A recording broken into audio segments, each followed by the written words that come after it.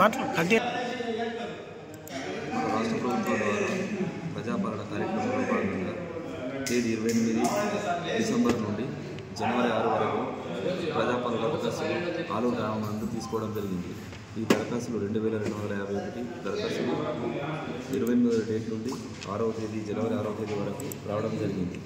ఇట్టి దరఖాస్తులను గౌరవ కలెక్టర్ నిజామాబాద్ గారి ఆదేశాల ప్రకారంగా జనవరి 6 నుండి డాటా ఫీడింగ్ చేయడం జరుగుతుంది.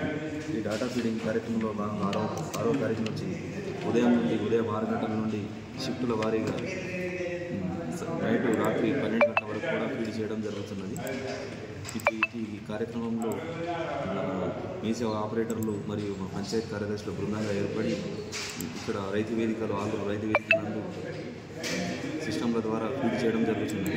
ఇప్పటి వరకు మొత్తం ఆలూరులో వచ్చిన అప్లికేషన్లు సుమారుగా 2000 వరకు ఫీడ్ చేయడం జరిగింది. ఇంకొక 251 వరకు ఈరోజు ఫీడ్ చేయడంతో పూర్తిగా ఫీడింగ్ కాబడుతున్నది.